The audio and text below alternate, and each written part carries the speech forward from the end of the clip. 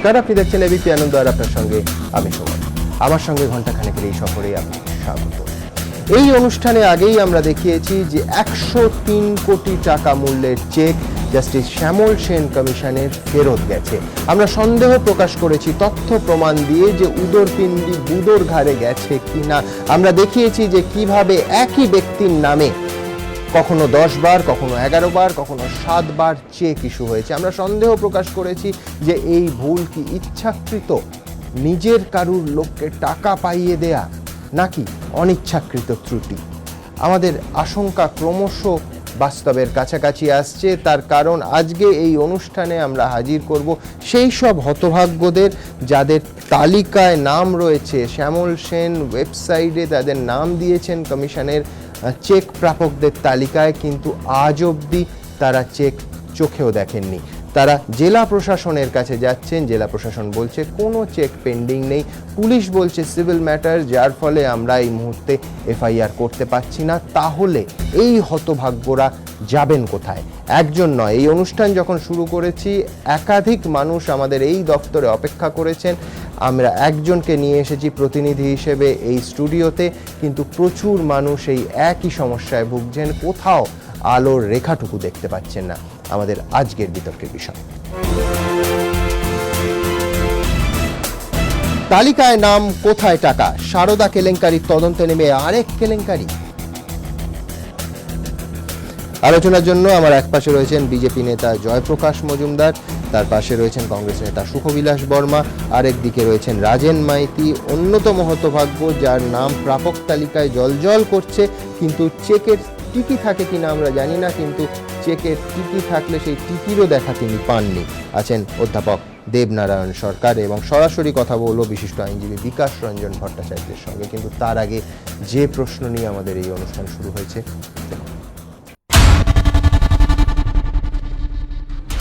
সারদা কেলেঙ্কারির প্রতারিতদের টাকা ফেরা থেকে আরেক কেলেঙ্কারি, নানা মহলে উঠছে প্রশ্ন। কারণ দেখা যাচ্ছে এমন অনেকে রয়েছেন যাদের নাম কমিশনের ওয়েবসাইটে চেক প্রাপকদের তালিকায় রয়েছে, অথচ তারা কোনো চেক হাতে পাননি বলে দাবি। আর এরই মধ্যে বন্ধ হয়ে গিয়েছে কমিশনও, মাথায় হাত পড়েছে এই আমানতকারীদের। অর্থ দপ্তরের ওয়েবসাইটে শ্যামল সেন কমিশনের যে লিঙ্ক রয়েছে সেখানে চেক প্রাপকদের একটি তালিকা প্রকাশ করা হয়েছে। সেখান থেকে দেখা যাক কয়েকটি উদাহরণ। রথি জানা ছোটখাটো ব্যবসা করেন, সারদায় 10,000 টাকা রেখেছিলেন। পলিসি নম্বর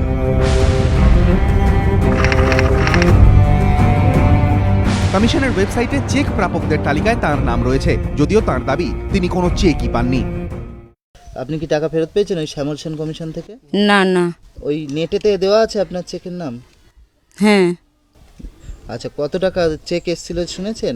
10,000 টাকা। কিচ্ছু পাননি হাতে? না। ইনি ঋষিকেশ ভূঁইয়া, পেশায় ভ্যান চালক। সংসার খরচ থেকে অল্প অল্প করে টাকা বাঁচিয়ে সারদায় রেখেছিলেন 1,500 টাকা। পলিসি নম্বর কমিশনের ওয়েবসাইটে চেক প্রাপকদের তালিকায় এরও নাম রয়েছে, যদিও ঋষিকেশেরও দাবি তিনিও হাতে কিছুই পাননি।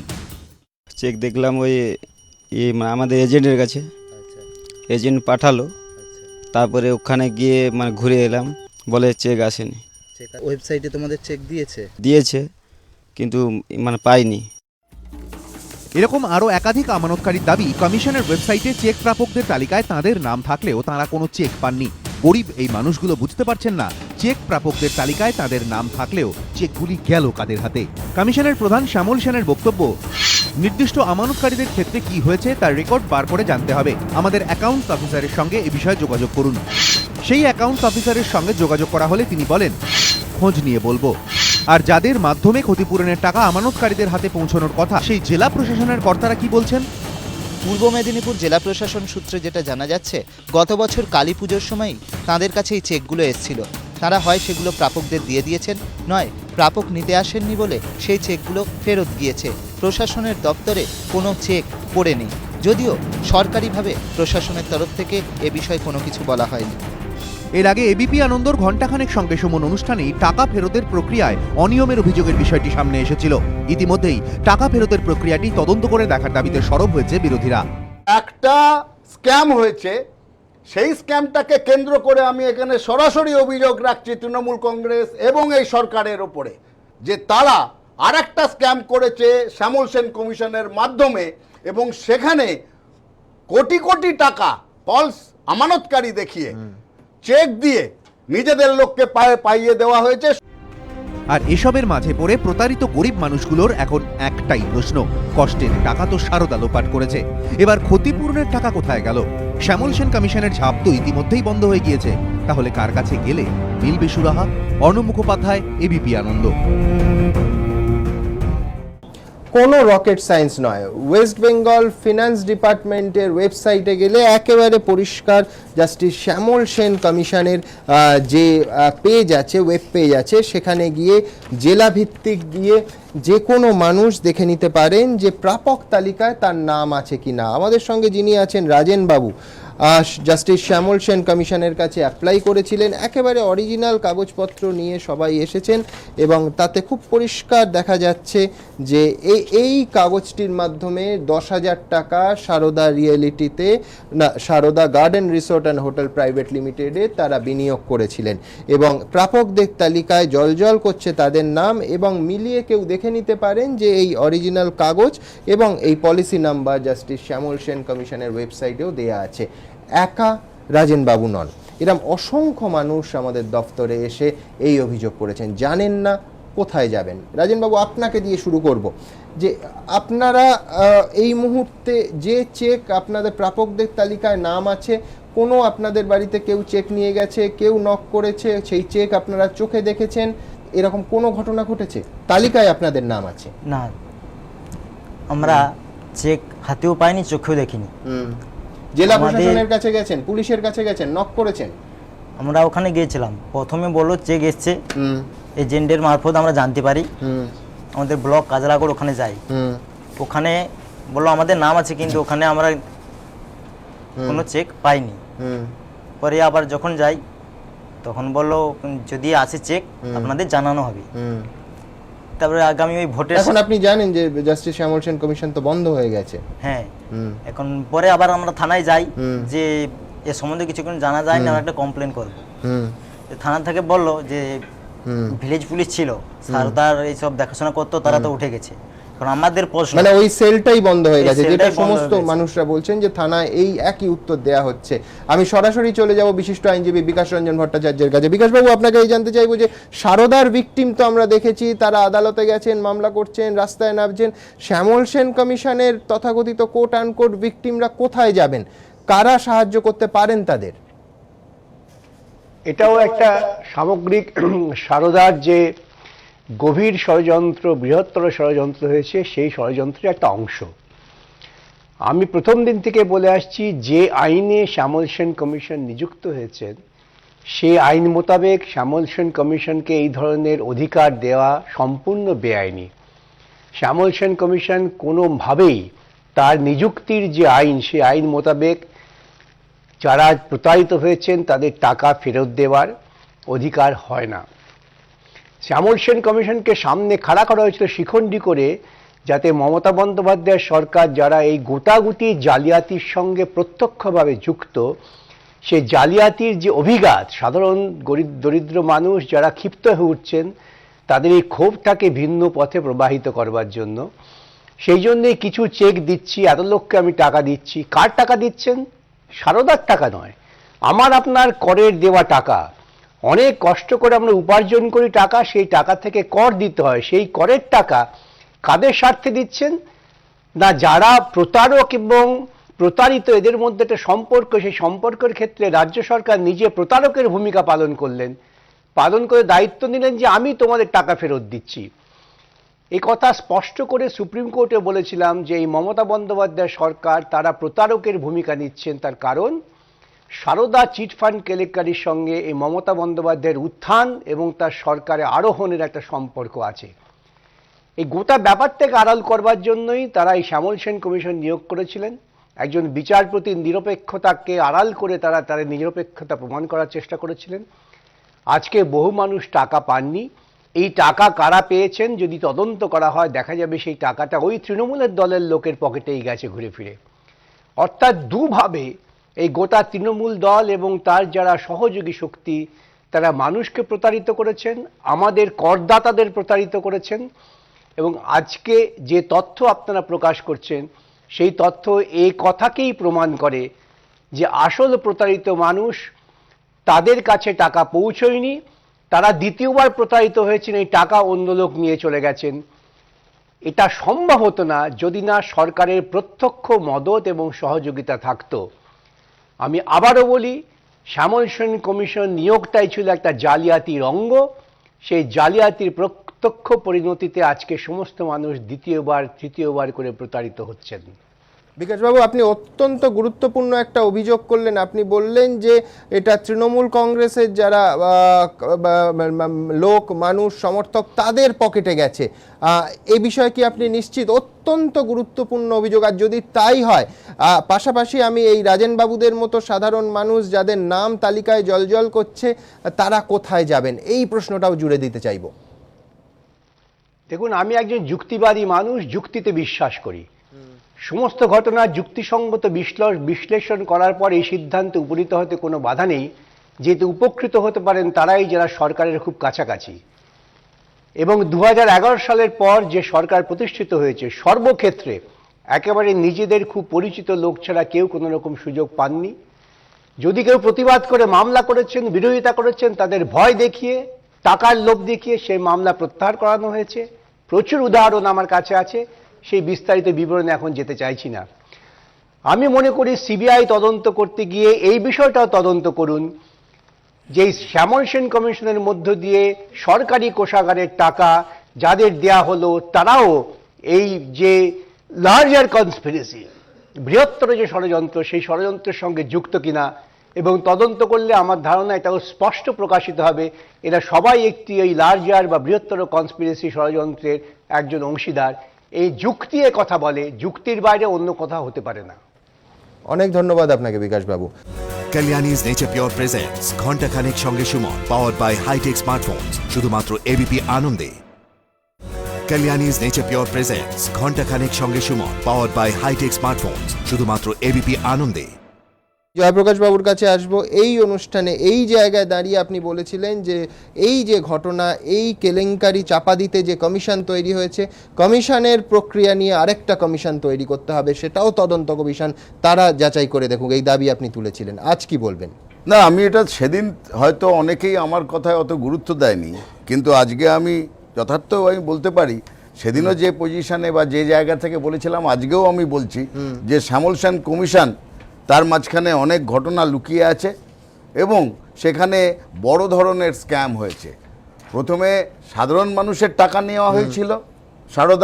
সারদার আমি বারবার বলছি, মুখটা ছিল সুদীপ্ত সেনের, ধর এবং মস্তিষ্ক ছিল তৃণমূল কংগ্রেসের।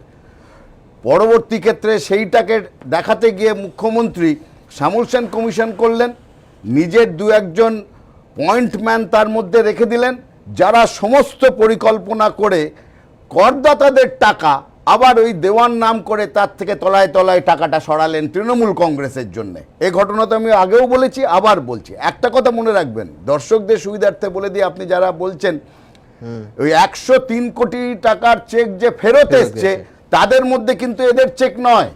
শ্যামল সেন কমিশনের ওয়েবসাইটে যেসব চেকের পেমেন্ট হয়ে গেছে বলছেন, তাদের মধ্যে একজন হতভাগ্য দাঁড়িয়ে আছেন যে চেক চোখেও দেখেনি, অসংখ্য এরকম হতভাগ্য বলছি, হাতেও পায়নি, চোখেও দেখেনি, সেই চেক গেল কোথায়? আমার প্রশ্ন এখানে। এবং এই কথাতে আমি বলতে পারি যে সিবিআই এর আওতায় আমি প্রত্যক্ষ দাবি করছি, শ্যামল সেন কমিশনকে সিবিআই এর আওতায় আনা হোক, পুরো কমিশনকে সিবিআই এর তদন্ত করে দেখা হোক কারা ওখান থেকে টাকাটা চুরি করেছে। দরিদ্র মানুষের টাকা, সাধারণ করদাতাদের টাকা। সম্মানীয় অবসরপ্রাপ্ত বিচারপতি শ্যামল সেন বেচারা, আমি তো বলবো শ্যামল সেন ভদ্রলোককে বেচারা বলবো এখন। তিনি সামনে গিয়ে দাঁড়িয়েছিলেন, আবার ওই মুখ, পেছনে যারা ছিলেন, আমি নাম বলছি না, শ্যামল সেনের ডান দিকে বাঁ দিকে যারা বসতেন, তারা প্রত্যক্ষভাবে তৃণমূল কংগ্রেস তাদের বসিয়েছিল এইসব ঘটনাগুলো করার জন্যে। আজকে আপনাকে এইটুকুনি আমি বলতে পারি স্বল্প পরিসরে, সততার নামাবলী গায়ে দিয়ে কিন্তু এই সরকার এসছিল, এই শাসক দল এসছিল। আর আজকে বাংলার মানুষ বুঝতে পারছে সব দিক দিয়ে, যতই মুখ্যমন্ত্রী সেই শিলিগুড়ি যান, জলপাইগুড়িতে গিয়ে বিরোধীদের আক্রমণ করুক অশালীন ভাষায়, তাও বলছি যে এই এত দুর্নীতিগ্রস্ত সরকার বা শাসক দল এই বাংলার ইতিহাসে ছিল না, এত দুর্নীতিগ্রস্ত সরকার। Kalyani's Nature Pure presents ঘণ্টাখানেক সঙ্গে Suman, powered by High-Tech Smartphones, শুধুমাত্র এবিপি আনন্দে। Kalyani's Nature Pure presents ঘণ্টাখানেক সঙ্গে Suman, powered by High-Tech Smartphones, শুধুমাত্র এবিপি আনন্দে। আমি দ্রুত একবার দর্শকদের দেখাতে চাইবো যে কি মারাত্মক অভিযোগ, কোনো সন্দেহ নেই। কোন কোন ধারায় এই রাজেন বাবুরা, যারা অসহায়, যারা জানেন না কোথায় যাবেন, তারা মামলা করতে পারেন, কি বলছেন আইনজীবীরা।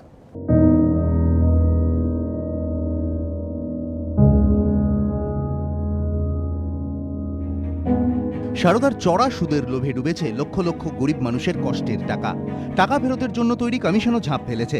কমিশনের ওয়েবসাইটে চেক প্রাপকদের তালিকায় নাম থাকলেও পূর্ব মেদিনীপুরের অহিন্দ্র মাইতি, গোবিন্দ মান্নার মতো আমানতকারীদের দাবি তাঁদের হাতে এখনো কানাকড়িও পৌঁছয়নি। ইনি অহিন্দ্র মাইতি সারদায় জমা রেখেছিলেন 10,000 টাকা। পলিসি নম্বর ছিল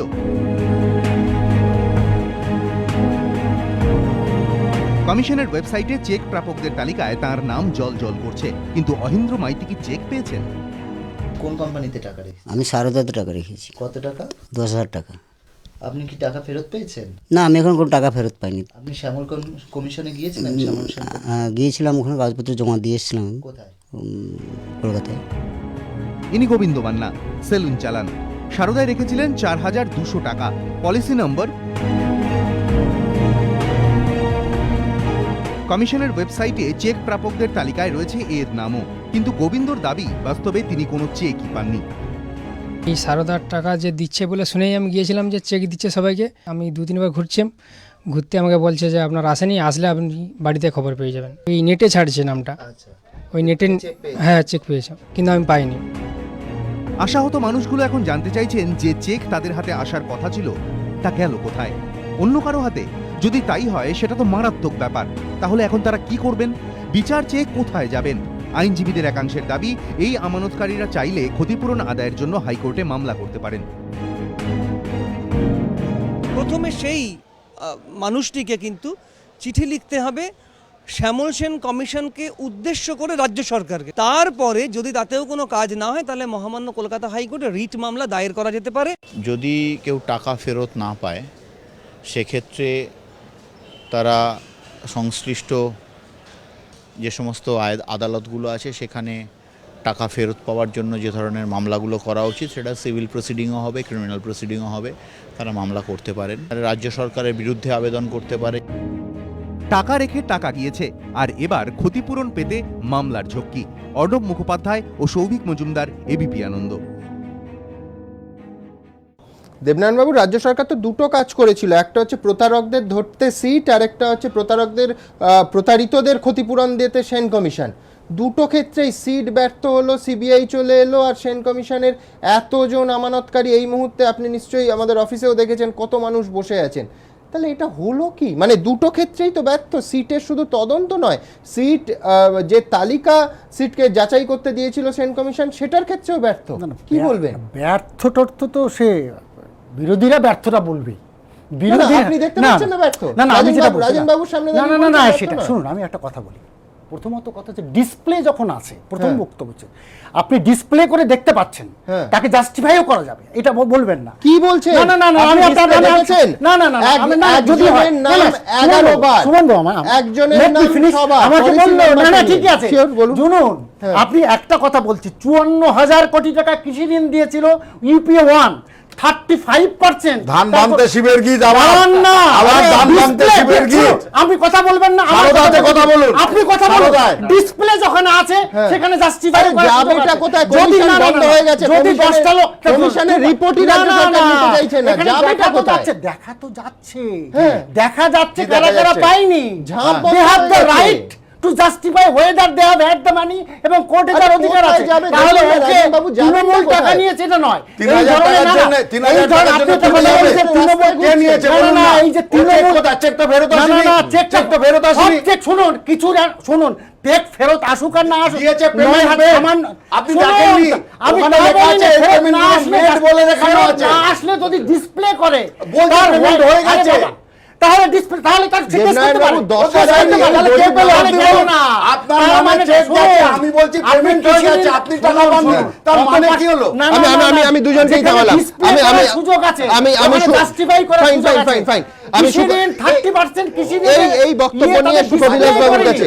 সুকবিলাস বাবু, আমি এটা বলছি এটা justify বাস্তব। করার সুযোগ আছে। প্রশ্নটা নিশ্চয়ই 10,000 এটা টাকার বললেই জন্য হলো। একজন গরিব মানুষ হাইকোর্টে মামলা করবে, এক।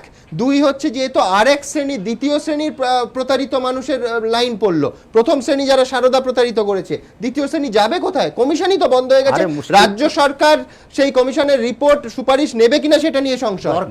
কথা হলো যে ঘটনাগুলো চলছে, যে ঘটনা তারা সংগঠিত করেছিলেন সারদার থেকে টাকা মেরে নেওয়া, সেই টাকা যাতে দেওয়া যায় এই ধরনের একটা ব্যবস্থা অজুহাত দিয়ে সেন কমিশন হলো। সেন কমিশনে চিট ফান্ড সাফারার্স ইউনিটি ফোরাম থেকে আমরা গেছিলাম, I was one of them. তো সেন সাহেবকে, জাস্টিস সেনকে বিশেষ জিজ্ঞেস করেছিলাম যে আমি তো বিধানসভায় আইনটা নিয়ে বক্তৃতা করেছি, আমি জানি আপনাকে তো এইভাবে টাকা দেওয়ার কথা নয়। না মিস্টার বর্মা, আসলে সরকার যখন টাকা দিচ্ছে তা এবং এরা যদি ক্ষতিপূরণ কিছু পায়, তার মানে এটা তো আপনার কাছে তো স্যার এক্সপেক্ট করা যায় না। বলে হ্যাঁ আপনার যা ভাবতে পারেন, কিন্তু আমি চেষ্টা করছি, আমরা চেষ্টা করছি সবার কাছে দেওয়ার। এখন এই যে কথাগুলো আজকে আসছে, এটা আমরা অনেক আগেও আমরাও আন্দাজ করছিলাম, কেন কমিশন হয়েছে, কাদের দ্বারা কমিশন হয়েছে, জাস্টিস সেনের সঙ্গে সঙ্গে আরও কিছু লোক ছিলেন, এবং অফিস যে আসলে এই সমস্ত কাজগুলো তো অফিস করবে, অফিসে কারা লোক দিয়েছে, বিভিন্ন অফিস থেকে।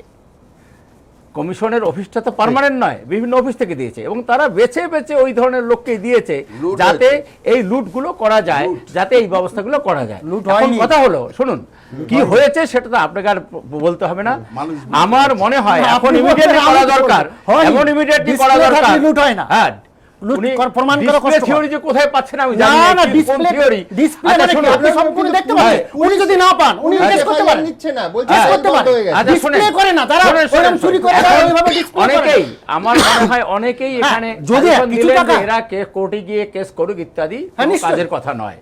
10,000 টাকা, 3,000 টাকা, 4,000 টাকার কেস করতে গিয়ে কি অবস্থা হবে, 4 লক্ষ হয়, কি অবস্থা তার হবে, মধ্যে 2% যদি কেস করে কি অবস্থা হবে, এরা আপনি তৃণমূলীরা বুঝবেন না, কারণ ওরা তো এগুলো নিয়েছে তাদের কোনো কোর্টে যেতে হয়নি।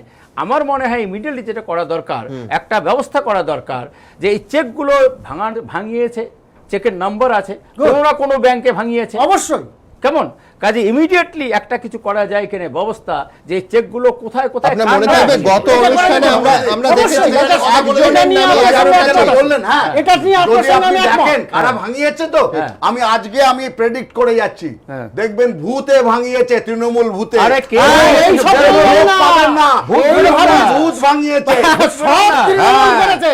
আরে ডিসপ্লে করতে না, আরে ডিসপ্লে করতে না, আরে এগুলো তো নিয়েছে। বক্তারা কে কি বললেন?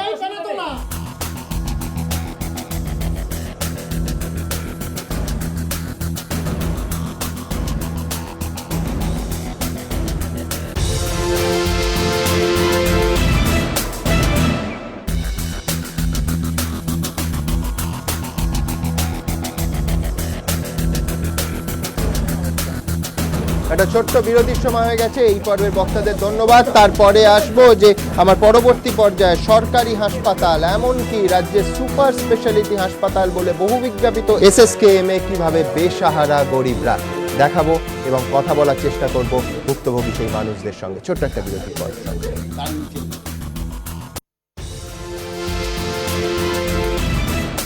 Kalyani's Nature Pure presents ঘন্টা খানেক সঙ্গে Suman, powered by High-Tech Smartphones, শুধুমাত্র ABP আনন্দে। Kalyani's Nature Pure presents ঘন্টা খানেক সঙ্গে Suman, powered by High-Tech Smartphones, শুধুমাত্র ABP আনন্দে। দেশের নাকি সাংস্কৃতিক রাজধানী, আর সেই খাস কলকাতাতে দুটো অবিচার প্রতিদিন প্রতি মুহূর্তে যে কোনো সংবেদনশীল মানুষকে পুড়ে পুড়ে খাচ্ছে। একটা আমাদের সামনে এসেছে এই গত 28 তারিখ। আমাদের ছোট্ট এক ফুটফুটে সহনাগরিক, 12 বছর মাত্র বয়স, তার নাম সুহানা ইয়াসমিন মণ্ডল। ডাক্তারবাবু বলেছিলেন যে তাকে রক্ত দিতে হবে। বাবা মা অনেক চেষ্টা করে অনেক ঘুরে রক্ত জোগাড় করলেন। অভিযোগ যে 24 ঘন্টা কেটে গেল, ডাক্তারবাবু সময় পেলেন না তাকে রক্ত দেওয়ার। কোনো সরকারি ছোট গ্রামীণ স্বাস্থ্যকেন্দ্র নয়, আমাদের বহু বিজ্ঞাপিত সুপার স্পেশালিটি হসপিটাল, রাজ্যের সবথেকে বড় সরকারি হাসপাতাল SSKM। আমাদের দুর্ভাগ্য, সেই ছোট্ট 12 বছরের ফুটফুটে সহনাগরিককে আমরা হারালাম। এর পাশাপাশি অবশ্যই কোরপান শাহ এখনো পর্যন্ত একজনও গ্রেফতার হয়নি, এবং শোনা যাচ্ছে যে কমিটিতে যারা এই বিষয়টি কে খতিয়ে দেখছেন তাদের মধ্যেই রয়েছেন শাসক দলের অত্যন্ত প্রভাবশালী মানুষ। প্রতিদিন প্রতি মুহূর্তে একজন অসহায় মানুষের মারা যাওয়া, পিটিয়ে মেরে ফেলার ঘটনাকে ধামাচাপা দেওয়ার চেষ্টা হচ্ছে। পাশাপাশি 28 তারিখের সেই ঘটনা যা প্রশ্ন তুলে দেয়, তাহলে সরকারি হাসপাতাল, সরকারি স্বাস্থ্য পরিষেবা কি শুধু মন্ত্রী আর ভিআইপি ভিভিআইপিদের জন্য? সেই নিয়েই আজকের এই বিতর্ক, আমাদের আজকের বিষয়। সরকারি হাসপাতালে বেসাহারা গরিব, NRS SSKM কোথায় মানবিক মুখ? রুহুল আমিন মণ্ডল, সুহানার বাবা, এই মুহূর্তে আমার সঙ্গে স্টুডিওতে আছে। আমার কথা বলতেও খারাপ লাগছে, তার কাছ থেকে ঘটনা আমরা জানবো। ডক্টর রেজাউল করিম, বিশিষ্ট চিকিৎসক আছেন। আমার অন্যদিকে আছেন সুরাপ আলী শাহ, কোরপান শাহের দাদা, আগেও এই স্টুডিওতে ইনসাফের দাবি তুলে তারা এসেছেন। আছেন রঞ্জিত সুর, APDR কর্মী। আমি তার আগে এই যে ঘটনা আপনাদের বললাম দেখাবো। 12 বছরের সুহানা জানতো রক্ত পেলেই সে ভালো হয়ে যাবে, ফিরে যাবে বাড়িতে, কিন্তু ফেরা হয়নি।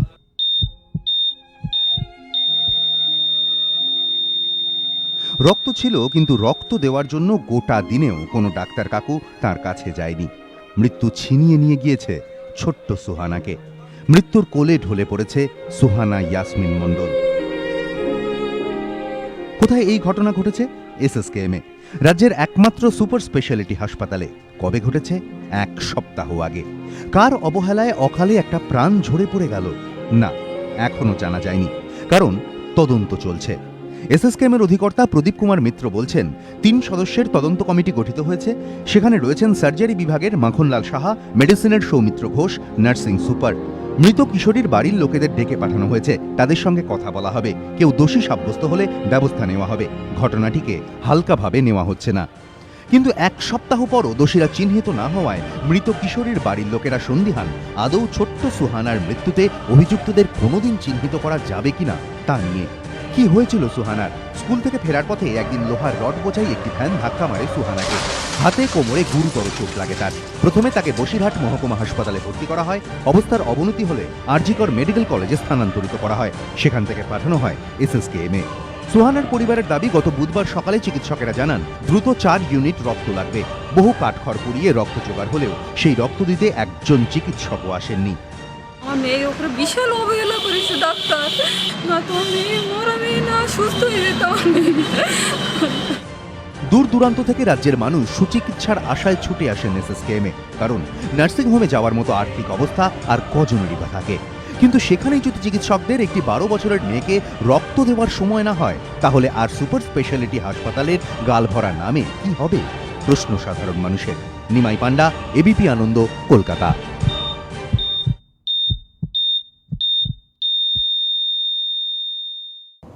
রুহুল, আমি জানি যে এই সময় কথা বলার নয়, কিন্তু আপনার কাছে জানতে চাইবো যে 4 বোতল রক্ত যখন কষ্ট করে জোগাড় করলেন, ডাক্তারবাবুদের সঙ্গে যোগাযোগ করলেন, কি বললেন তারা? কি বললেন যারা নার্স ছিলেন সেখানে দায়িত্বে? স্যার, আমি সঙ্গে সঙ্গে 4 বোতল রক্ত এনে নার্সদের টেবিলে আমি দিয়ে বলি, দিদি তাড়াতাড়ি আমার মেয়েকে পুশ করুন।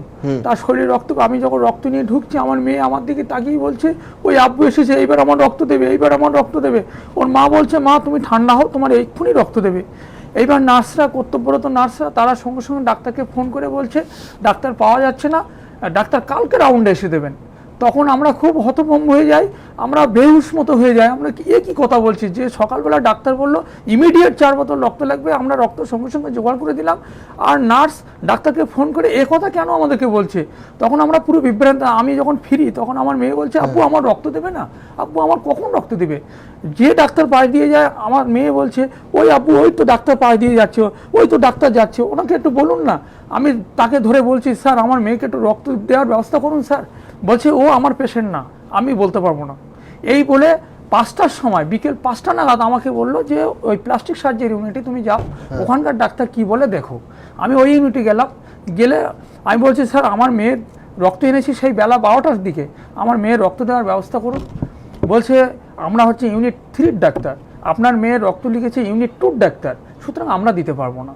উনি যে ডাক্তার লিখেছে সে ডাক্তার আগামীকাল আসবে, সেই ওর দেহে পুশ করবে। এই করে করে সারা দিন হলো না, সারা রাত হলো না, মেয়ে ভোর 4টের পরে আস্তে আস্তে ও খারাপের দিকে যেতে থাকে, হ্যাঁ নেতিয়ে পড়ে। কালিয়ানিজ নেচার পিওর প্রেজেন্টস ঘন্টাখানেক সঙ্গে Suman, power by hitech smartphones, শুধুমাত্র এবিপি আনন্দে।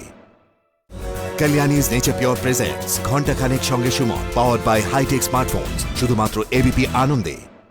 নেতিয়ে পড়ে তখন আমি আবার যাই সিস্টারদের কাছে, দিদি আমার ওয়াইফ আমাকে ফোন করে, আমি নিচে অপেক্ষা করছি, বলছে শিগগির এসো মেয়ে কেমন করছে। তাড়াতাড়ি আমি দৌড়িয়ে যাই সিস্টারদের কাছে, সিস্টার বলল যে আমি ডাক্তারদের ফোন করেছি, উনি আসছেন। আমি যখন খারাপ হচ্ছে আমি বলছে হ্যাঁ ডাক্তারদের ফোন করেছি, উনি আসছেন। আসছে বলে 5টার দিকে আসলো, 5টার দিকে এসে ওর একবার একটুখানি এরকম চোখটা টানলো, সারা গায়ে হাত দিল না, কিছুই করলো না, বললো ওর মানে এক্ষুনি ওই একটা শ্বাসকষ্টের ইঞ্জেকশন ডিউলিন জাতীয় কি লিখে দিল আমি জানি না, আমাকে বলে একটা মাস্ক নিয়ে আসো। আমি সঙ্গে সঙ্গে একটা মাস্ক কিনে নিয়ে আসলাম, সেই মাস্কটাও তাকে পরালো না। ওরা কি করলো, একটা ওই সিলিন্ডার, অক্সিজেনের সিলিন্ডার খাটালো, নাকে দিল, নাকে সেই ক্যাথিড্রালটা এত ছোট, ও নাকে ওর মাকে বলছে ধরে রাখুন, আমাকে বলছে ধরে রাখুন, আর মানে আমাদের জোর করে বলছে আপনার চেপে ধরে রাখুন, চেপে ধরে। আমি বলছি এটা ভালো করে পেস্ট করে দিন, বলছে হবে না, আপনার আমাদের এই ছাপলাই, এছাড়া আমাদের ছাপলাই নেই, বড় আপনার মেয়ে বড় লাগবে, বড় বাইরেতে কিনে আনুন, আমাকে এই বলছে। তখন আমি বাইরে আবার কিনতে গেছি, কিনে এনে উঠে আস্তে আস্তে মানে দেখি যে ওই জিডিএকে আবার ডাকতে গিয়েছি, তাহলে দিদি একটু পরিয়ে দেন, এখন না 4 ঘন্টা পরে আবার দেওয়া হবে ডিউলিন, তখন পড়ানো হবে, এখন আর হবে না। এইভাবে করতে থাকে, তবু আমার মেয়ে কিন্তু অতটা দুর্বল হয়ে পড়েনি।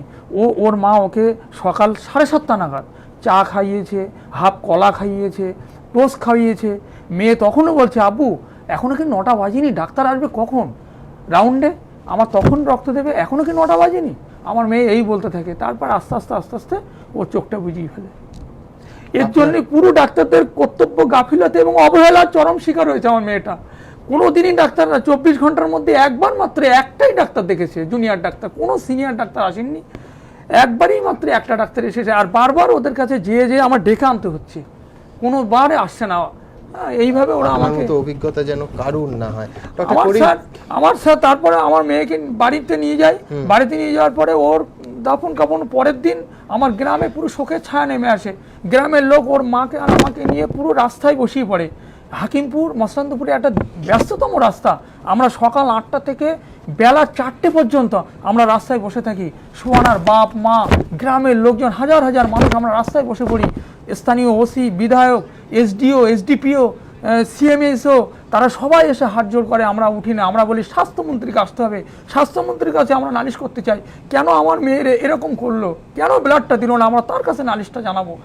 তারপরে অনেক ওরা বললো আমরা আইনানুগ ব্যবস্থা নেবো, করে আমাকে তুলে দিল। আর স্যার আমার আর একটা কথা, যেন সারা রাজ্যের এই যে হসপিটালগুলো আছে, প্রত্যন্ত গ্রামের মানুষ যারা চিকিৎসা বেশি পয়সায় করাতে পারে না নার্সিংহোমে, তাদের জন্য সুচিকিৎসা হয়, তাদের জন্য ডাক্তাররা একটু কেয়ারফুল হয়, বা মেডিকেল স্টাফরা যেন কেয়ারফুল হয়। আমার মতো মায়ের কোল যেন কেউ খালি না হয়, আমার দাবি সেইটাই মাননীয় স্বাস্থ্যমন্ত্রীর কাছে। আর আমি স্বাস্থ্যমন্ত্রীর সঙ্গে একটা দেখা করতে চাই। এইটা বলুন যে এই ডাক্তারবাবুদের ওপর তো এত অসহায় মানুষ নির্ভর করেন ঈশ্বরের মতো, এই ঘটনা কি করে ঘটে? কেউ আরেকজন 4 বোতল রক্ত মেয়েটিকে দিতে পারলেন না? ওনার কাছে যা শুনলাম অত্যন্ত মর্মান্তিক ঘটনা, এবং চিকিৎসকদের আত্মসমালোচনা আমি বহুবার এই আপনাদের প্রোগ্রামে এসেও বলেছি, চিকিৎসকদের আত্মসমালোচনা করার প্রয়োজন আছে। তাদের ভেবে দেখা দরকার তার বাড়িরও একজন কেউ হতে পারত, ওই বয়সী ছেলে মেয়ে আমাদের অনেকের বাড়িতেই আছে। কিন্তু এটা একটা দিক, এমোশনের দিক। কিন্তু আমি পাশাপাশি আর একটা কথাও বলতে চাই, ওর এমোশনকে আমি যথেষ্ট শ্রদ্ধা রেখেই বলছি যে যদি এমন কিছু হয়ে থাকে যার জন্য রক্ত দেওয়ার ব্যাপারে কোনো কন্ট্রাইন্ডিকেশন ছিল, সেটাও কিন্তু ওনার সঙ্গে ডিসকাস করা উচিত ছিল। সকালবেলায় যারা 4 বোতল রক্ত লিখলেন, 4 ঘন্টা 5 ঘন্টা সেই রক্ত এসে হাজির হলো, তারপর সেই রক্ত পড়ে থাকলো সারা দিন সারা রাত, পরের দিন 7:30টা পর্যন্ত রক্ত দেওয়া হলো না, অমার্জনীয় অপরাধ। যদি এমন হয়ে থাকে যে কন্ট্রাইন্ডিকেশন ছিল, তাহলে পেশেন্ট পার্টিকে ডেকে তাকে বুঝিয়ে বলা উচিত ছিল যে ভাই এই কারণে তোমার রক্ত দিতে পারছি না। আসলে কি আপনি যদি, আমি পিজিতে অনেক বছর কাজ করেছি, সেখানেও দেখেছি যে একটা অব্যবস্থা, সর্বত্র একটা অব্যবস্থা চলছে। চিকিৎসকরা হাজারটা ভালো কাজ করছেন, কিন্তু একটি খারাপ কাজের জন্য পুরো চিকিৎসক সমাজের একটা দুর্নাম হচ্ছে। ঠিকই সে আপনি কোরবান সাহেব, হ্যাঁ, আপনি ধরুন কমিটি তৈরি হলো, সেই কমিটি 7 দিন হয়ে গেল, এখনো শুনছি যে কথা বলবে মৃত মেয়েটির পরিবারের সঙ্গে। কি কমিটি, কি তদন্ত? 1.5 ঘন্টা জবানবন্দি নিয়েছেন, 7 জন মেডিকেল টিম আমাকে ডেকেছিল। হ্যাঁ, আজকে আমি গিয়েছি, আমাকে প্রথম থেকে জিজ্ঞাসা করছে আপনার মেয়ে কখন ভর্তি করেছে, কি হয়েছিল, কজন ডাক্তার দেখেছে, এইভাবে নানান রকম আমাকে 1.5 ঘন্টা আটকে রেখেছে। আর অনেক জায়গায় সই করছে, আমি বলছি আমার সই করলে অসুবিধা হবে না? বলছে আমরা 7 জন ডাক্তার আছি, আপনার ক্ষতি হয় আমরা চাবো না, দোষী ডাক্তারদের আমরা নিশ্চয়ই বের করব। আমি এটাই আপনাকে বলতে চাইছি, মানে কোনো কমপ্লিকেশন হলেও রোগীর সঙ্গে তার বাবা মা, সুহানা নয়, শুধু সুহানা নয়, হাসপাতালে প্রত্যেকদিনই কিছু রোগী মারা যায়। তো আমাদের চিকিৎসক হিসাবে আমাদের দায়িত্ব এবং কর্তব্য হচ্ছে যে প্রত্যেকটা ডেথ নিয়ে একটা সেমিনার করে দেখা উচিত যে কোথায় ত্রুটিটা হচ্ছে, নাহলে তো কোনোদিনই এই ত্রুটি মুক্ত হবে না। আজকে এই ঘটনাটা যেটা হয়েছে, ওনার ইমোশনের দিক থেকে মেডিকো লিগালি সেটা ফিট করছে কিনা, মেডিকেল যে নলেজ সেটা দিয়ে ডাক্তারবাবুরা অনেক, ওর জবানবন্দি নেওয়ার চেয়ে দরকার ছিল ঠিক ওই সময় যারা উপস্থিত ছিলেন তাদের জবানবন্দিটা বেশি গুরুত্বপূর্ণ ছিল, যে কেন তাকে। আর ওনার অভিযোগের আরেকটা পার লক্ষ্য করুন, কেউ অ্যাটেন্ডই করলো না, তারপরে তো রক্ত দেয়া এবং মানে চিকিৎসাটাই হলো না।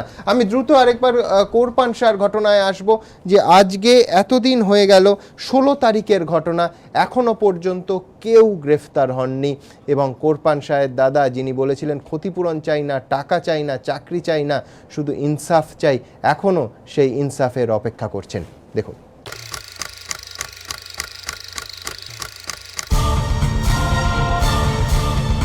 সরকারি হাসপাতালের হস্টেলে পিটিয়ে খুন মানসিক ভারসাম্যহীন যুবক। ঘটনার 17 দিন পরও একজনকে গ্রেফতার করল না পুলিশ। এই পরিস্থিতিতে তদন্ত নিয়ে প্রশ্ন উঠে গিয়েছে। 7 সকালে হস্টেলের মধ্যে পিটিয়ে খুন করা হলো যুবককে, অথচ একজনও প্রত্যক্ষদর্শী খুঁজে পেল না পুলিশ। একজনকেও গ্রেফতার করতে পারলেন না তদন্তকারীরা। ছাত্রদের মোবাইল নম্বর তো পুলিশের কাছে রয়েছে, মোবাইল টাওয়ারের সূত্র ধরে কেন জানা হলো না কোন কোন ছাত্র ঘটনার সময় সেখানে ছিল?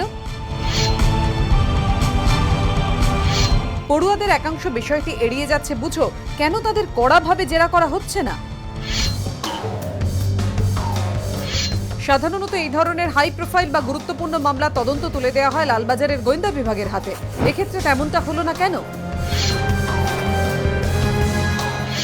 ডাক্তারি ছাত্ররাই কোরপানকে পিটিয়ে মেরেছে বলে ঘটনার পর অভিযোগ করেছিলেন এক নির্মাণ শ্রমিক। ছাত্ররা যখন মারধর করে তখন আমি দেখে আসছি, তো দেখছি যে এইভাবে মারা ধরা করে, তো আমি কিছু বলতে পারি না, দেখে শুনে চলে যাই। যারা ডাক্তারি করায় এরাই ছিল। তুমি কিভাবে মারছিল? তো বাঁশ, এরকম লাঠির বাড়ি, বাঁশের বাড়ি মারছিল। এখনো কেন এই নির্মাণ শ্রমিককে খুঁজে বের করতে পারল না পুলিশ? হঠাৎ করে কেন উধাও হয়ে গেলেন তিনি? বিশেষজ্ঞরা বলছেন তদন্তের ক্ষেত্রে গুরুত্বপূর্ণ ভূমিকা নিতে পারে এই শ্রমিকের বয়ান। তা সত্ত্বেও এই উদাসীনতা কেন? তবে কি তদন্তের স্লথ গতির নেপথ্যে রয়েছে কোনো রাজনৈতিক চাপ? উঠছে প্রশ্ন। এই প্রেক্ষিতে উঠে এসেছে এক তাৎপর্যপূর্ণ তথ্য।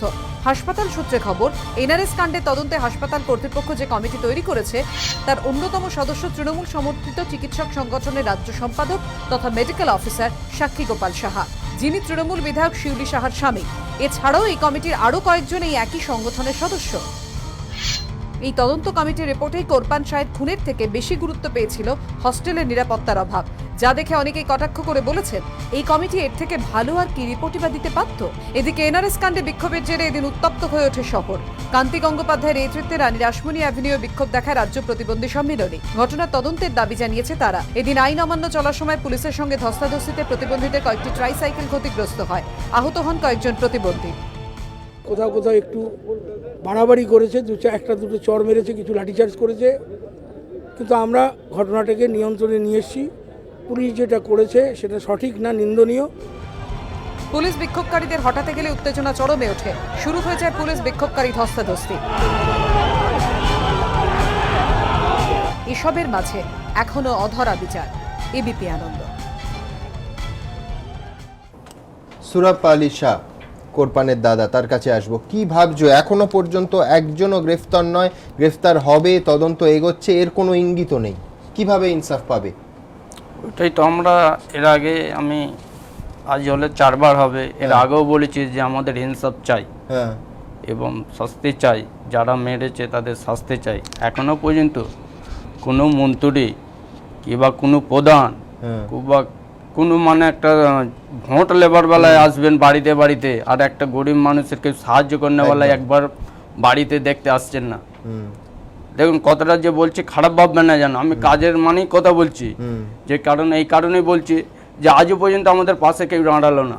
পাশের বাড়ির মানে আমাদের প্রতিবন্ধী ভাই ছিল একজন অজয় বলে, উনি আজকে মানে কার্তিক গাঙ্গুলি দাকে নিয়ে 7 থেকে 8 হাজার প্রতিবন্ধীরা ওদেরকে নিয়ে কোরবান আলী স্যার বউয়ের হাতে যা কিছু মুখের দিকে তাকিয়ে ওই কার্তিক গাঙ্গুলি এই মানে ওই গাঙ্গুলি সাহেব মানে মোটামুটি করে দিয়েছেন 1 লক্ষ, হ্যাঁ কার্তিক গাঙ্গুলি মানে 1,25,000 টাকা কোরবান সাহেবের বউয়ের হাতে দিয়েছে। এ তো সামান্য মানে কয়েকদিনের মধ্যে আপনার সংসার তো হয়ে যাবে, তবু যাই হোক ওরা তবু তো আমাদের মানে সাথ দিচ্ছেন, প্রতিবন্ধী হয়।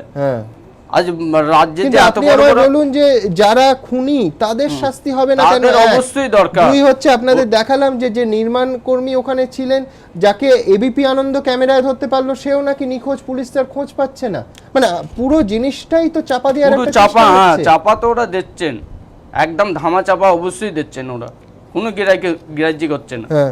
এটাই আমি বলতে চাই যে ওরা শাস্তি পাক, ইনসাফ আমাদের চাই, যেমন কম করা হলো আমাদের ইনসাফ চাই। আমাদের পাশে যারা এবং প্রতিবন্ধীরা এত ভাই যেদিন 7,000 লোক দাঁড়াতে পারে, আর আমরা বড় বড় মন্ত্রীরা আসরা কেন একবার যে তার অসহায় বউটাকে দেখবো না, কেন এই মানে পিটিএ মেরে দিল সরকারি ডাক্তাররা, কেন আমরা দেখবো না? এর ইনসাফ আমরা চাই, বলছি চাই। আমি রঞ্জিত বাবুর কাছে আসবো। রঞ্জিত বাবু, আপনারা আদালতে গেছিলেন, কিভাবে ইনসাফ এনে দিতে পারবেন এই পরিবারটাকে, যারা গরিব বলে, যারা হতদরিদ্র বলে, হয়তো সংখ্যালঘু বলেও মানে এই শহরে মোমবাতি মিছিল বেরোচ্ছে না, এই শহরে সেরকম আলোড়ন পড়ছে না? আমরা ইনসাফ এনে দিতে পারবো এই প্রতিশ্রুতি আমরা আজকে দিতে পারছি না, কারণ দেখুন রিজানুরের ক্ষেত্রে যে পুলিশ অফিসার অভিযুক্ত, এই সরকার তাকে প্রমোশন দিয়েছে। নন্দীগ্রামে যারা যে সমস্ত পুলিশ অফিসার গণহত্যা অভিযুক্ত, এই সরকার তাদেরকে প্রমোশন দিয়ে বিভিন্ন গুরুত্বপূর্ণ জায়গায় বসিয়েছে। কাজে এই কোরবান আলী শাহর ক্ষেত্রে এবং এই সোহানার ক্ষেত্রে দুটো ক্ষেত্রেই দেখুন ইনসাফ দেওয়ার প্রথম যে কাজ সেটা হচ্ছে উপযুক্ত তদন্ত। সেইখানেই দেখুন যে তদন্তে ওই সোহানার ক্ষেত্রে যারা যে অভিযুক্ত ডাক্তার তাদের কিন্তু কাউকে তার ওই পদ থেকে সরানো হয়নি। কোরবান আলী শাহর ক্ষেত্রে সেই মেডিকেল সুপার, সেই প্রিন্সিপাল, সেই হোস্টেল সুপার প্রত্যেককে তার তার নিজের পদে রেখে এটা কি তদন্ত হবে? এই তদন্তে কখনো সত্য প্রকাশিত হতে পারে? আমরা প্রত্যেকে জানি সাসপেনশন কোনো শাস্তি নয়, তদন্তের জন্য উপযুক্ত তদন্তের জন্য প্রথম দায়িত্ব কাজ ছিল এদেরকে পদ থেকে সরিয়ে নিরপেক্ষ তদন্ত করা। এক্ষেত্রে কিন্তু দুটো ক্ষেত্রেই কিন্তু সেক্ষেত্রে কিন্তু গাফিলতি রয়েছে। আমরা আদালতে গেছি কেন? ধরুন আমরা এখানে কার কাছে যাব? রাজ্যের মুখ্যমন্ত্রী, তিনি স্বাস্থ্যমন্ত্রী, তিনি পুলিশ মন্ত্রী। আমরা নিশ্চিত ক্ষেত্রে যে মুখ্যমন্ত্রী চাইছেন না বলেই পুলিশ গ্রেপ্তার করছে না, মুখ্যমন্ত্রী চাইছেন না বলেই এখানকার প্রিন্সিপাল বা অন্যরা তারা তথ্য সরবরাহ করছেন না। তাহলে আমরা ইনসাফটা কার কাছে পাবো? আমরা রাজ্য মানবাধিকার কমিশনে যেতে পারতাম, কিন্তু রাজ্য মানবাধিকার কমিশন আজকে উঠে গেছে, এটা কাগজে সংগঠন। কিছু অবসরপ্রাপ্ত পুলিশ অফিসার এবং আমলার তাদের বিলাসের জায়গা হয়ে দাঁড়িয়েছে, তাদের বিশ্রামের জায়গা হয়ে দাঁড়িয়েছে। আমরা গেছি জাতীয় মানবাধিকার কমিশনের কাছে, এইটা আমাদের কাছে আজকেই আমরা মেল মারফত জানতে পারলাম জাতীয় মানবাধিকার কমিশন আমাদের যে অভিযোগ তাতে কগনিজেন্স দিয়েছেন এবং তারা একটা কেস রেজিস্টার করেছেন, তারা আমাদেরকে জানিয়েছেন। এইটুকু আমরা এখানে কলকাতা হাইকোর্টে মামলা করেছি, আমাদের জনস্বার্থের মামলা কলকাতা হাইকোর্ট গ্রহণ করেছে এবং তারা 2 সপ্তাহের মধ্যে রাজ্য সরকারকে রিপোর্ট দিতে বলেছে। এইটুকু হচ্ছে পজিটিভ জায়গা দুটো। কিন্তু আমরা আগামীকাল একটা মিছিল করছি, রাজ্যের অনেক ডাক্তার, ডাক্তারি ছাত্র যারা গণ আন্দোলনের সঙ্গে যুক্ত, জনস্বাস্থ্যের সঙ্গে আন্দোলনের সঙ্গে তারাও আসছেন মিছিলে। আমরা রাজ্যের সমস্ত শুভবুদ্ধি সম্পন্ন মানুষকে আহ্বান করছি, কালকে 3টের সময় কলেজ স্ট্রিটে আসুন, এই মিছিলে যোগ দিন। শুধুমাত্র আমাদের মতো একটি সংগঠন বা তাদের কিন্তু ইনসাফ এনে দিতে পারবে না। আমরা চেষ্টা করছি, আমরা তাদের পাশে আছি। কোথায় গেল সেই নাগরিক সমাজ? কোথায় গেল সেই মানুষরা যারা রিজওয়ানুরে পথে নেমেছিলেন, যারা আমিনুলের ক্ষেত্রে সরব হয়েছিলেন? কোথায় গেলেন তারা? একদম ঠিক কথা। পরপর 3টে মিছিল হলো, আপনার কলকাতা শহরে, যে ইভেন ধরুন আমি যে বিরোধী রাজনৈতিক দল, সরকারি দলটাকে আমি বুঝতে পারি, তারা বলছে যে তারা সংস্কৃতি বিপন্নতায় তারা মিছিল করছে। এর থেকে বড় সংস্কৃতি বিপন্ন কি হতে পারে, যে একজন হাসপাতালের ভেতরে একজন মানুষ মানসিক রোগগ্রস্ত মানুষকে পিটিয়ে মেরে ফেলছে, তার কোনো শাস্তি হচ্ছে না, এর থেকে সাংস্কৃতিক বিপন্নতা আর কি হতে পারে? একজন ডাক্তার একটা 11 বছরের শিশু তাকে এইভাবে অবহেলায় মেরে ফেললো, এতে এবং আমরা নাগরিক মানুষটা তার রাস্তায় নামছি না, এর থেকে বিপন্নতা আর কি হতে পারে? কাজে এই সাংস্কৃতিক বিপন্নতার জন্য আজকে অনেক বেশি মিছিল করা দরকার। কোথাও কি মনে হচ্ছে যে কোনো পদ, সেটা স্বাস্থ্য ক্ষেত্রেরও পদ, সেখানে দক্ষতা দেখা হচ্ছে না, দেখা হচ্ছে আনুগত্য, যে কোন ডাক্তার কোন সংগঠন আমার দিকে আমার বশ্যতা স্বীকার করলো, শুধু তাদেরই পৃষ্ঠপোষকতা, একদম এমনকি তাদের অন্যায় ঢাকা দেয়া। একদম আপনি ঠিক কথা বলেছেন। রাজ্য মানবাধিকার কমিশন, যে কমিশনের কাজ হচ্ছে যে যারা সরকারি চাকরি করেন, যারা পাবলিক সার্ভেন্ট, তাদের দ্বারা সংগঠিত মানবাধিকার তদন্ত করা, সেইটাই আজকে কিন্তু সরকারের। রঞ্জিত বাবু, আমি একটু দর্শকদের দেখাতে চাইবো এই আলোচনার একেবারে শেষ পর্বে যে ডাক্তারের ক্ষেত্রেও কলকাতা শহরের স্বনামধন্য চিকিৎসকদের কিন্তু শুধুমাত্র রাজনৈতিক লেবেল লাগিয়ে এবং তারা হয়তো যথোপযুক্ত খুশি করতে পারেননি শাসক দলের নেতা নেত্রীদের, সেই জন্য বদলি করা হয়েছে, অসুবিধায় ফেলা হয়েছে, কিন্তু আজও তারা শুধুমাত্র এই রাজ্যের মানদণ্ডে নয়, জাতীয় মানদণ্ডেও সেরা চিকিৎসক, বারবার তারা সেই প্রমাণ করেছেন। কয়েকটা উদাহরণ দেখুন। এনআরএস এসএসকেএম রাজ্যের 2 মেডিকেল কলেজে 2 সাম্প্রতিক ঘটনা কি সরকারি চিকিৎসা ব্যবস্থার অমানবিক মুখটাই সামনে এনে দিল না? উঠছে প্রশ্ন। 2 জায়গাতেই হাসপাতাল প্রশাসনের ভূমিকা নিয়ে সমালোচনার ঝড় উঠেছে। ওয়াকিবহাল মহলের একাংশের দাবি, অধিকাংশ গুরুত্বপূর্ণ পদে মেধাকে গুরুত্ব না দিয়ে অনুগতদের বসানোর ট্র্যাডিশন স্বাস্থ্য ব্যবস্থার বেহাল অবস্থার অন্যতম কারণ। আর এর সবচেয়ে বড় উদাহরণ 2 প্রথিতযশা চিকিৎসক অরুণ সিংহ এবং শ্যামাপদ গড়াই। এসএসকেএম এর নিওন্যাটোলজি বিভাগের পথ চলা শুরু হয়েছিল অরুণ সিংহের হাত ধরে, কিন্তু অভিযোগ স্রেফ এক তৃণমূলপন্থী চিকিৎসকের সঙ্গে বচসার কারণে এই শিশু চিকিৎসককে কার্যত ছুড়ে ফেলে দেয় রাজ্য সরকার। রাজ্যে অবহেলিত এই চিকিৎসকের যোগ্যতা অবশ্য চিনতে ভুল করেনি কেন্দ্র। রাষ্ট্রীয় শিশু সুরক্ষা কার্যক্রমের উপদেষ্টা হিসেবে তাকে ডেকে পাঠানো হয় দিল্লিতে। গত মাসে মধ্যপ্রদেশে মুখ্যমন্ত্রীর উৎকৃষ্টতা পুরস্কারও পেয়েছেন অরুণ সিংহ। শিশুদের অধিকার যদি আমার মনে হয়, আমি ভুল হতে পারি, আমার মনে হয় যে সঠিকভাবে হচ্ছে না, আমার প্রতিবাদ করা উচিত, তাতে পুরস্কারই পাই তিরস্কারই পাই, দুটোকেই মেনে নেব। নবজাতক মৃত্যু নিয়ন্ত্রণে যে পুরুলিয়া মডেল একদিন গোটা দেশকে পথ দেখিয়েছিল, তারও রূপকার ছিলেন এই অরুণ সিংহই। তাই তাকে যখন বদলি করা হয়েছিল তখন প্রতিবাদে সরব হয়েছিলেন পুরুলিয়াবাসী। ডক্টর সিং এখানে না থাকাতে আমি আমার মেয়ে বা আমার যে সমস্ত বাচ্চা আছে তাদেরকে সঠিকভাবে চিকিৎসা করার জন্য ডক্টর সিংয়ের কাছে আর পাঠাতে পারি না। ডক্টর সিং হচ্ছে আমার কাছে ভগবান। কার্যত একই অবস্থা বাঙুর ইনস্টিটিউট অফ নিউরোলজির প্রাক্তন অধিকর্তা শ্যামাপদ গড়াইয়েরও। মুখ্যমন্ত্রী হওয়ার দিন কয়েকের মধ্যেই আচমকা মহাকারণ যাওয়ার পথে রুট বদলে বাঙুরে পৌঁছে গিয়েছিলেন মমতা বন্দ্যোপাধ্যায়। মুখ্যমন্ত্রীকে দেখে হাসপাতালে ভিড় জমিয়েছিলেন অসংখ্য মানুষ। ব্যাঘাত ঘটছিল রোগীদের চিকিৎসায়। এক চিকিৎসকের দায়িত্ব পালন করে সেই অসুবিধার কথাই মুখ্যমন্ত্রীকে জানিয়েছিলেন ডিআইএন এর তৎকালীন অধিকর্তা শ্যামাপদ গড়াই।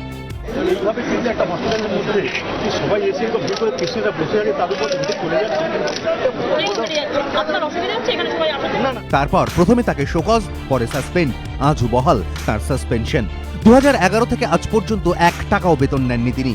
3 সালা চিঠি দিয়েছিলাম যে এই আপনি প্রসিডিং হয়েছে, তার রেজাল্ট কি হয়েছে আমাকে জানান, সেই আছে একই অবস্থাতে আছে। আর আমি কি করবো, এই হিসাবে প্রতিবাদ হিসাবে আমি মাইনে নিচ্ছি না। আমি সেই 26 তারিখ পর্যন্ত যা মাইনে নিচ্ছি তারপর থেকে আর কোনো স্যালারি রিসিভ করি না। রোগীরা বলে থাকেন শ্যামাপদ গড়াই অপারেশন করলে চলৎশক্তিহীন হাঁটতে পারেন। ওরকম ডাক্তারকে তো সাসপেন্ড করে রাখা উচিত না। যাদের পয়সা নাই ধরুন, তারা সরকারি জায়গায় বিনা খরচায় চিকিৎসা পেতেন। ওয়াকিবহাল মহলের মতে সরকারের হয়ে কথা বলার মতো চিকিৎসকের সংখ্যা হয়তো বাড়ছে, কিন্তু কমছে যোগ্যদের সংখ্যা।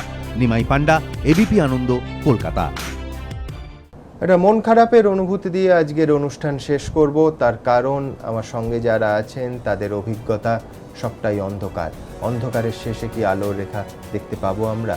এই প্রশ্ন আমার এবং আমি নিশ্চিত টেলিভিশন সেটের সামনে যারা বসে আছেন সবার। আজকের সময় এখানেই শেষ।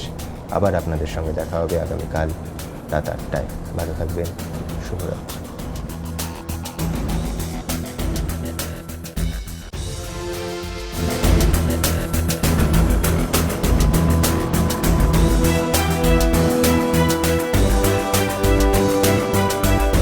Kalyani's Nature Pure presents ঘণ্টাখানেক সঙ্গে Suman, powered by High-Tech Smartphones, শুধুমাত্র ABP আনন্দে।